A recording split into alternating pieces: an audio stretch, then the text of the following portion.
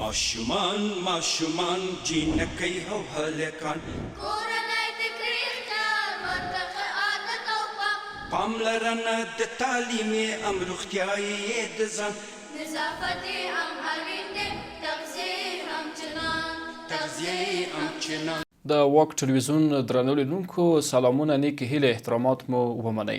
د رڼا په لور نننۍ خپرونه کې راسره د میدان وردګ ولایت د عامې روغتیا مرستیال رئیس میلمه دی.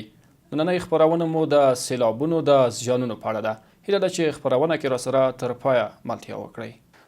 ډیره زیاته مننه ډاکټر صاحب چې وخت راکړ خپرونه کې ته ښه راغلاست وویل. تشکر تاسو نه ټول نه مننه چې په روغتیایي برخه کې د تاسو همکاري او د وطنوالو سره د معلوماتو شریکولو نه د تاسو نه مننه کوم. ډیره مننه.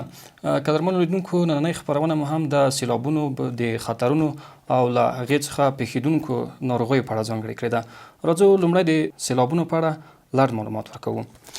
سیلاب یوه طبیعي پیښه ده چې د اوبو د ډیروالي له امله رامنځته کیږي. دا اوبه کیدای شي د شدید باران، واورې د باران اورېدو، د تودوخې له امله د واورې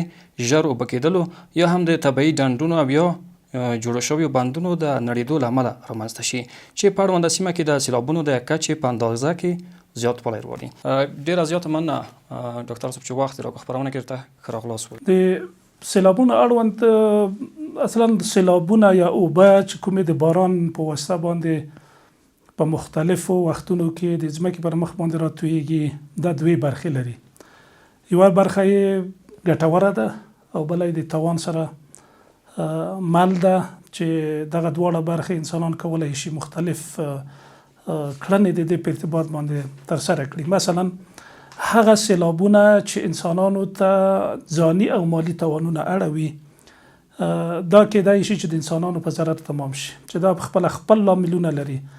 او هر کله چې انسان په طبیعت کې بې ځایه او نامحدوده لاسوهنه کوي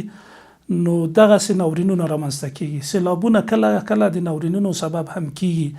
لکه موږ تاسو چې پخوا هم او د سږکال هم دغه ناورینونه په مختلفو ولایاتو کې خصوصا په بغلان کې ولیدل او ټول دنیا تقریبا د تلویزیون د سکرین پر مخ باندې مشاهده کړل. نو د دې لپاره خو ښه خبره دا ده چې موږ د سیلابونو د مخنیوي لپاره په ټولنه کې عامه پوهاوی رامنځته کړو. د روغتیا په برخه کې موږ درې برخې لرو چې دغه درې برخو لپاره د عامې روغتیا وزارت په مختلفو وختونو کې او د ولایت په کچه خصوصا موږ په خپل ولایت کې او د ټول افغانستان په کچه د عامې روغتیا وزارت او د دې ولایت په کچه د عامې روغتیا ریاست همیش په روغتیایي مرکزونو کې ټولنې ته روغتیایي او عامه پوهاوی وړاندې کړی دی چې څرنګه وکولای شي زموږ وطنوال د سیلابونو د اضرارو څخه مخنیوی وکړي، څه رقم کولای شي چې وروسته د سیلاب سره د مواجه کېدو نه وروسته دوی وکولای شي هغه اهتمامات چې ضرور دي ترسره کړي او همدارنګه د سیلابونو په جریان کې څه کولای شي او د سیلابونو وروسته دغه عامه پوهاوی خلکو ته ورکول کیږي او د عامې روغتیا ریاست په خپله باندې د خپلې لایحې د وظایفو او مسؤلیتونو په چوکاټ کې هغه کړنې چې لازمي دي ترسره کړي دي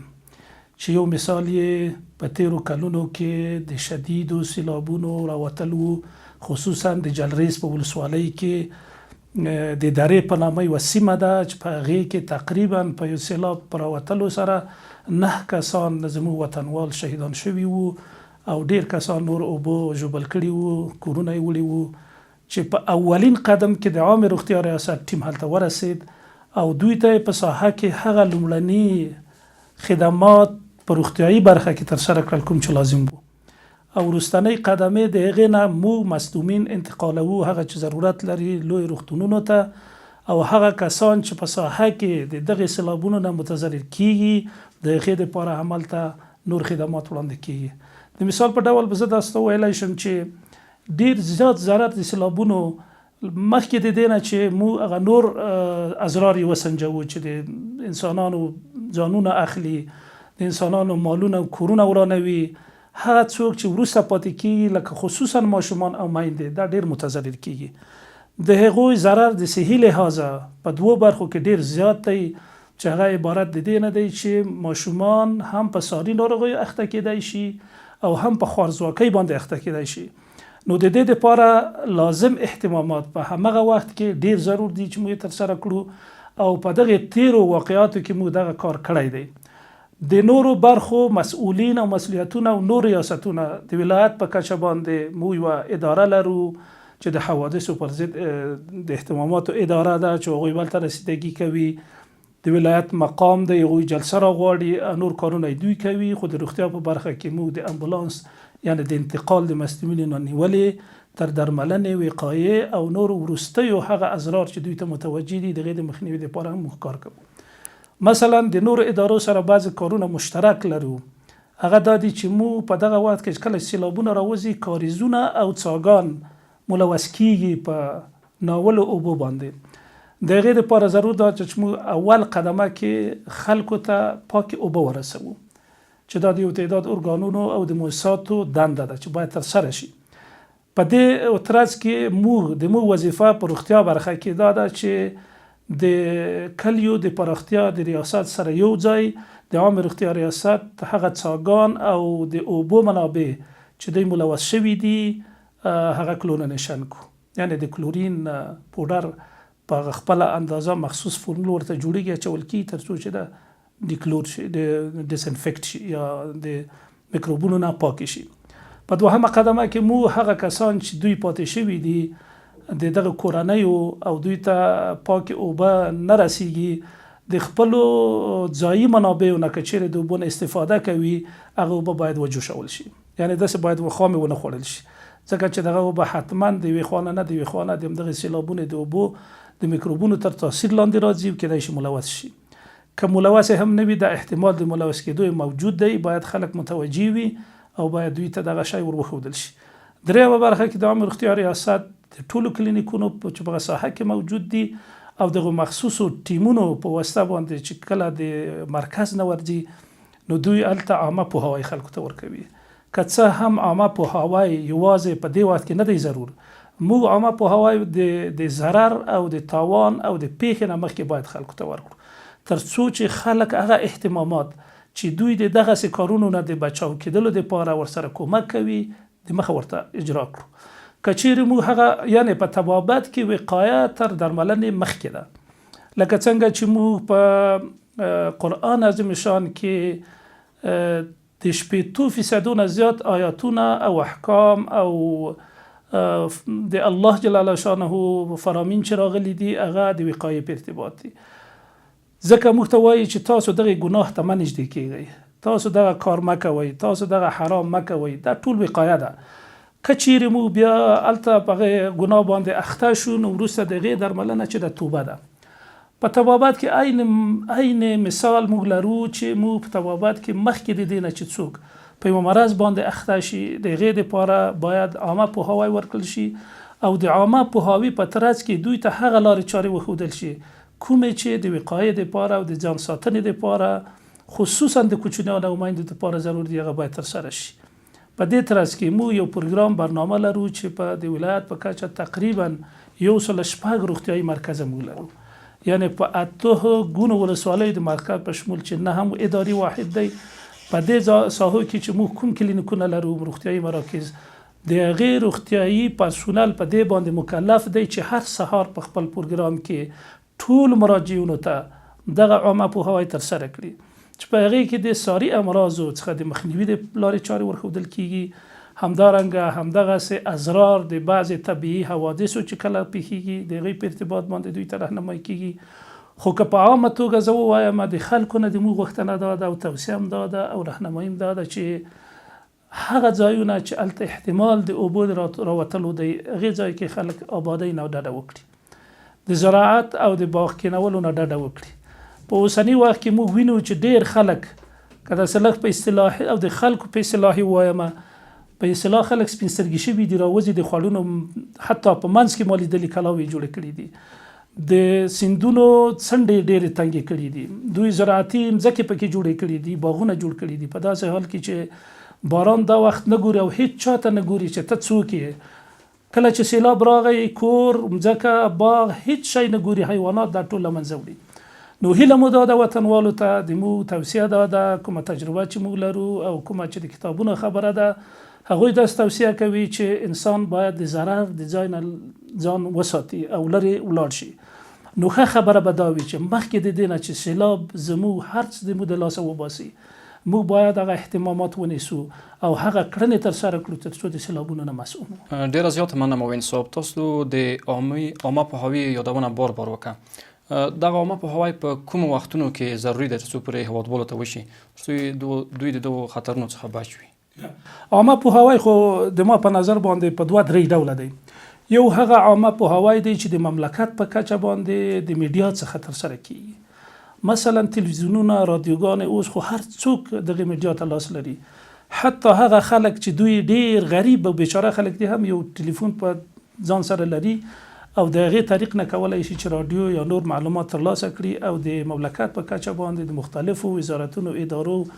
مؤسساتو لخوا نه دغه توصیې ترسره کیږي او خلکو ته عامه پوهاوی کیږي. زه به مثال په همدغه لنډو ورځو کې تاسو ته ووایم چې د هواشناسۍ ادارې په کارونو کراتو خلکو ته دا هوشدار او دا خبر ورکړی دی چې تاسو په دغه ولایتونو کې احتمال د شدید باران دی او د سیلابونو د راوتلو، نو تاسو دغه ساحونه ځانونه لرې کړئ، خپل اولادونه هم بچ کړئ، که مالونه هم توانه وس وي تاسې وباسئ او د هغې ځای نه ګوښه شئ. یو دا پوهاوی دی. بل پوهاوی د موږ په برخه کې د عامې روغتیا وزارت د روغتیایي کړنو په برخه کې دی چې د انسان صحت ته ضرر ونه رسېږي. دغه پوهاوی موږ په 2 برخو کې کوو. یو برخه یې همغه چې موږ تاسو ته عرض وکړم مخکې چې کلینیکونو په کچه باندې هم روزه دا پوهاوی د موږ کېږي. هغې کې وقفه نه راځي چې په هغې کې موږ تقسیم اوقات لرو د پوهاوي عامه پوهاوي دپاره چې په هغې کې مثلا موږ توبرکلوز په باره کې یو پوهاوی دی، د میندو د امراضو په ارتباط بل پوهاوی دی، ماشومانو ته د شیدو ورکولو او د ماشومانو د سوء تغذیې نه د مخنیوي دپاره دا بل پوهاوی دی، او میندو او پلرونو ته د ماشومانو او د میندو خصوصا او د دوی د کورونو او مالونو د ځان ساتلو لپاره د دغسې مضرو شیانو څخه د ځان ساتلو بل پوهاوی دی چې دا په کلینیکونو کې د هر ورځ ترسره کیږي. دوهم پوهاوی دا دی چې موږ په مخصوصو وختونو کې لکه د اوس حالاتو کې چې پسرلی شو موږ د دې لپاره یو پلان لرو. دا پلان جوړیږي، دا ټول کلینیکو ته لیږل کیږي، د ولایت د ادارې سره هم شریک کیږي چې موږ احتمالا موږ سیلابونه راشي موږ څه وکوو. د هغې دپاره یوه برخه د پلان دا ده چې موږ دا پلان لیږو کلینیکونو ته او هغوی ته وایو چې تاسو آماده خپل ایمرجنسي کیټ او څوک چې امبولانس لري امبولانس، که امبولانس نه وي د لنډ مرکز نه چې په هغې کې امبولانس موجود دی د هغې شماره باید تاسو سره وي. که ضرورت شو نو تاسو هغې ته مراجعه وکړئ، هغه در وغواړئ، تاسو پیښې ته رسیدګي وکړئ. یعنې په اول قدم کې دغې پیښو ته باید د کلینیک د روغتیایي مرکز مسؤلین او کارکوونکي رسیدنه وکړي. په دوم برخه کې زموږ د عامې روغتیا ریاست یو ټیم لرو چې هغه ته موږ د ایمرجنسۍ یا د بیړنیو پیښو ته د رسیدنې ټیم وایو، او بل د سرویلانس ټیم دی چې هغوی د همدغو پیښو راپور ټولوي، ساحې ته ځي، ساحه تفتیش کوي، د امراضو پلټنه کوي، د امراضو درملنه کوي. او که چیرې مثلا اوبه ملوثې شوې وي، مثلا کولرا داسې یو مرض دی چې زیاتره د اوبو د ملوث اوبو نه رامنځته کیږي، نو موږ د دغو اوبو د ملوث کېدلو منبع پیدا کوو او د هغو مریضانو چې په دې اوبو ملوث شوي دي موږ یې درملنه کوو، او هغه څوک چې نه دي ملوث شوي هغو ته سپارښتنه کوو چې د دغې اوبو د استعمال نه ګټه ترلاسه نه کړي. او د دې په مقابل کې دغه اوبه لکه مخکې چې ما اشاره ورته وکوله یا کلون انفیکشن شي او یا هم ویشول شي چې وروسته د هغې بیا استفاده کولی شي. خصوصا د مو 2 قشره چې ما مخکې ورته اشاره وکوله ډیر د خطر سره مواجه دي چې هغه د میندو او ماشومان څخه عبارت دي. نو دا 2 قشره چې میندې اکثرا یا به ماشوم ته د شیدو ورکولو په حالت کې وي یا به میندې ماشوم ولري او یا به په تی باندې ماشوم ولري په شیدو باندې، نو په دواړو صورتو کې میندې دې ته ضرورت لري چې ډیر عاجل کومک ورسره وشي او دا راهنمایي ورته وشي او دا پوهاوی دوی ته ترسره شي تر څو دوی د دغسې ملوث اوبو نه او د داسې خطراتو نه ځانونه وساتي او لرې پاتې شي. ډیره زیاته مننه موین صاحب. معمولا د سیلابونو د راوتلو لامل څه شی کیدلی شي په غرنیو سیمو کې؟ دا خو تقریبا 4-5 عوامل لري، خو ډیر زیات عامل یعنی مهم عامل د انسان بېځایه لاسوهنه ده په طبیعت کې. زه به یو مثال تاسو ته ووایم. په هغه سیمو کې چې هغه ځنګلي سیمې دي او یا هغه سیمې چې هلته ځنګل نشته ولی بوټي شته، که چیرې د منطقې اهالي او دا خلک د دغې بوټو او ځنګلونو نه غیر متناسبه ګټه اخلي قطع کوي دا په خپله د سیلابونو د تشدید باعث کیږي نو ښه خبره خو دا د اول زموږ توصیه هم همدا ده او یو عامل د سیلابونو د تشدید همدا دی چې هلته چې بوټي موجود دي او ځنګلونه د دې قطع کول وشي نو دا تشدید کیږي یو عامل یې دا دی دوهم عامل دا دی چې هغه مسیرونه چې د سیلابونو په طبیعي شکل باندې موجود دي انسانان پکې لاسوهنه کوي دغه مسیرونو ته تغییر ورکوي چې دغه تغییر په هغه وخت کې چې کله اوبه زیاتیږي دا تغییر په هغه شکل نه پاتې کیږي دا بیرته اوبه خپل مسیر ته تغییر ورکوي چې دغه تغییر باعث د دې کیږي چې د خلکو مځکې باغونه کورونه دا تر اوبو لاندې شي درېیمه خبره دا ده چې انسانان د خپل حرص په حکم باندې زیاتره د سیلابونو په مسیر کې کورونه مځکې او ځایونه او باغونه جوړوي نو دا هم یو عامل دی لکه موږ په بغلان کې ولیدل په عیني سترګو ټولو خلکو ولیدل خپله دوی هم قانع دي په دې چې خلک ډېر را نږدې شوي وو زموږ تقریبا په دې ولایت کې د جلریز په مسیر کې او د چک د سیند په مسیر کې تاسو که چیرې هلته ولاړ شئ وګورئ ما په خپلو سترګو ولیدل چې د سیلاب د مسیر په منځ کې کور جوړ شوی دی کلا یو هم نه 2-3 کلاوې جوړې شوي دي چې کله داسې کم سیلاب راغلی د یو دیوال یې ورچپه کړی دی خو که دا سیلاب تشدید شي شدید شي ډېر زیات شي کیدای شي د کورونه ټول له منځه یوسي او که دا د شپې په موسم کې وي نو کیدای شي دغه اهالي د دې کورونو هم ټول ورسره متضرر شي یا یې سیلاب یوسي یا هم حد اقل زخمی شي نو دغه لاملونه دي چې د سیلاب څخه انسانانو ته پیښیږي ضرر یې البته نو د مو هیله خو دا ده چې ټول خلک د خپل عقل په تقاضا باندې د دغسې ځایونو نه چې په هغې کې د سیلاب احتمالا راتګ هلته شته دی ځانونه وژغوري او دغې ته ورنږدې نه شي ډېره زیاته مننه موین صاحب په هغه سیمو کې چې هلته سیلابونه راوځي کومې سیمې د خطر سره مخامخ دي هلته ښه سیمې خو یعنی په ډیری هغه کې ټیټې سیمې ډېرې مهمه دي ورسره په خطر کې موجود دي زیاتره پخوا داسې تعامل و د موږ په خصوصا ولایاتو کې چې خلک به کورونه په لوړو ځایو کې جوړول دا یو ډېر ښه تعامل و د خلکو ډېره ښه کړنه وه او په اوسنیو شرایطو کې ډېر خلک د لوړو سیمو نه راښکته شوي دي لاندې ټیټو سیمو ته نو په سیلابونو کې معمولا زیاتره هغه مځکې او کورونه او خلک چې په ټیټو سیمو کې او سیلاب مسیر ته نږدې دوی ځایونه جوړوي دا زیاتره هغه لاندې دي ډېره مننه موین صاحب د سیلابونو له خطر څخه څنګه کولی شو زموږ هېوادوال ځانونه وژغوري دا ډېره ښه خبره ده اوس خو یوه خبره دا شوله چې موږ هغه اهتمامات او دا شیان او پوهاوی او دا ټول خلکو ته وویل مثلا که چیرې احتمالا داسې پیښه شي چې یو څوک د دې ټولو احتمامات سره سره یا دا چې په تصادفي ډول یا په بېخبرۍ کې د دغې خطر سره مواجه شي لکه چې مخکې ما په عمومي خبرو کې ورته اشاره وکوله نو دلته لازمه ده چې اول خو مو هغه خلک چې دوی شدیداً آني عاجل حکومت ته ضرورت لري هغه د ساحې نه لرې کړو دا په طبابت کې اصول دي چې که په سوځېدلو کې وي که په یعنې ورلګېدنه کې که په سیلابونو کله که تاسو د داسې مسایلو سره مواجه کېږئ اول د هغو چا سره کومک وکړئ چې هغوی کومک ته ضرورت لري مثلا ژوندي دي خو ډېر په سخت حالت کې دي خپل ځان نشي ژغورلی هغه نږدې ترین څوک چې هلته موجود دي باید دوی سره کومک وکړي د ساحې نه یې لرې کړو یوه موضوع دا ده بله خبره دا ده کله چې سیلابونه راځي په داسې احتمالا یا څوک دا اټکل کوي چې دلته به سیلاب راشي خصوصا هغه څوک چې نقلیه وسایط لري باید د دغسې مسیرونو نه تېر نشي درېیمه خبره دا ده که چیرې څوک لکه کوچیان او نور بعضې خلک چې په لارې په مسیر کې ځي مثلا کډه انتقالوي او د باران او د سیلاب د احتمالات وي راځي باران ووري سیلاب احتمال شته دی نو دوی د کوشش وکړي چې د ځایونو نه ځان لرې وساتي تر څو چې مطمئن شي چې نور نه وروسته د دې نه سیلاب نشته درېیمه خبره دا ده چې دوی به وروسته په یعنې په آني ډول باندې که چیرې څوک دغې ځای ته لاسرسی ولري خبر ورکړي دولتي او حکومتي ارګانونو او مؤسساتو ته تر څو هغوی ورسره خپل کومک وکړي څلورمه خبره دا ده چې که چیرې احتمالا یو څوک د سیلابونو نه مخکې دا تکل لري چې ځان وباسي سیمې نه نو لږ څه غذایي مواد او بعضې ضروري توکي دې ورسره واخلي د سیمې نه د ځان بچ کړي خپل اولادونه او هغه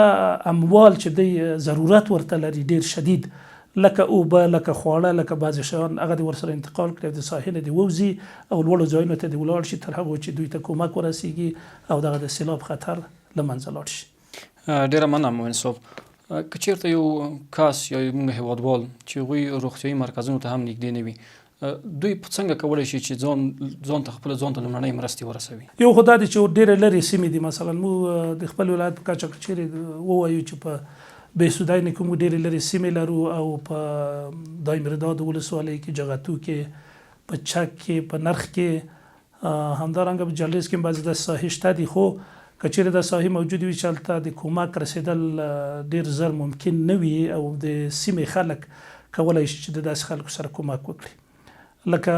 موږ په تیر سیلابونو کې ولیدل د کابل یو مثال زه درته ویلی شم، د ارغندۍ په سیمه کې تقریبا 6 کسه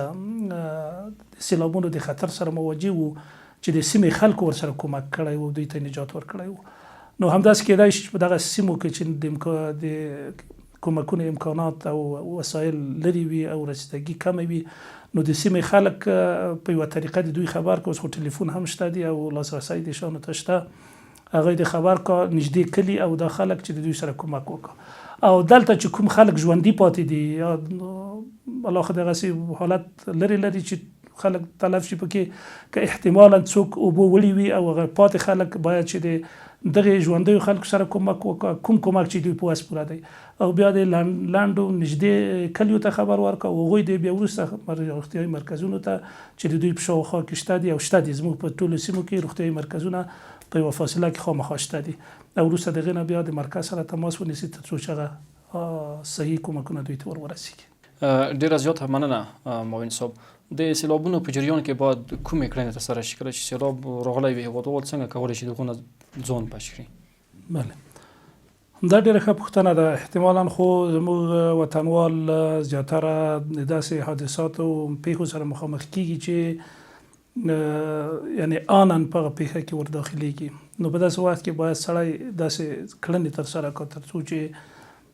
په اعظمي درجه باندې انسان وکولی شي د خپل ځان او د خپل کورنۍ د غړو سره او بیا وروسته د خپل کلي او د سیمې د خلکو سره کومک وکړه. نو په دې حالت کې 3 کړنې ضروري دي چې باید ترسره شي، لکه چې همداسې پېښ شوي هم دي او مثالونه یې ژوندي موجود دي او هغې ډېره ښه نتیجه هم ورکړې ده. مثلا د یوې سیمې خلک په هغه سیمه کې چې دوی سیلاب هغه اولین مسیر ته دوی نږدې دي، نو دوی سیلاب راځي خو د دوی نه لاندې کلي چې کوم دی هغې ته سیلاب تر اوسه نه دی ورسېدلی. دا خلک مکلف دي او باید همداسې وکړي، دې خلکو ته خبر ورکړو چې سیلاب در روان دی او تاسو ځانونه وباسئ. یو خو دا کړنه ده. دوهمه کړنه دا ده که چیرې احتمالا خلک د دې سیلاب سره یو دم مخامخ کیږي، نو دوی د کوشش وکړه او که دا چاره مخکې سنجولي وي خو ډېره به ښه وي چې که چیرې احتمالا سیلاب راشي موږ کومې خواته ووځو، یعنې د وتلو لارې. لکه موږ په بعضې مغلقو تعمیرونو کې د وتلو لارې نښانې شوي دي او کله مثلا ورلګېدنه رامنځته کېږي یا نور زلزله او نور دغې دروازو دغه نه وځي، حتی په تیارو کې هم دا شی شته. خو د سیلابونو په هغه کې هلته محیط آزاد دی، خلک کولی شي چې خپل مسیر مخکې د مخکې نه وټاکي. کله چې سیلاب راځي د یو دم ورسره مخامخ کېږي، نو بدین د دونه چې وخت ضایع کړه باید په آني حالت کې د وړو ماشومانو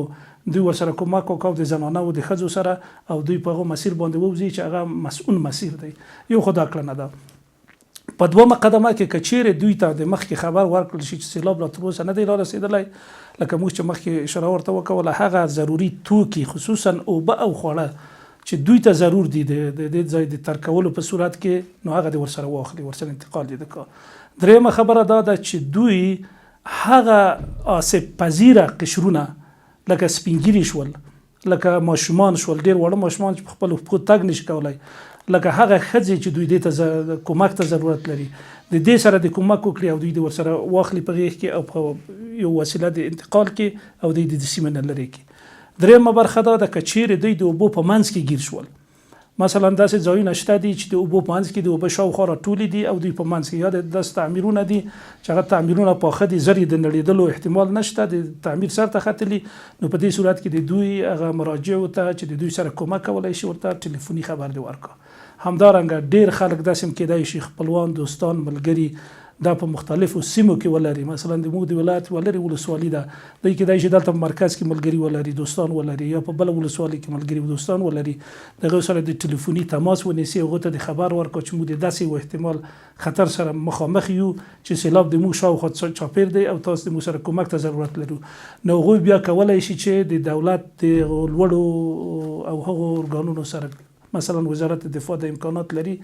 دوی د هلیکوپټر طیارونه استفاده کوي، هغوی ته خبر ورکوي او اني ځان ورسوي، او همداسې شوي هم دي. په ډېرو مواردو کې خلک د سیل په منځ کې راګیر شوي دي، تیارې ورغلي د موږ ځای نه راپورته کړي دي، نجات یې ورکړی. همدارنګه به د خلک په همدغه هغه کې مشکلاتو کې خپل روحیات د لاسه نه ورکوي، کوشش دې وکړي چې په ډېره زړورتیا باندې دوی هغه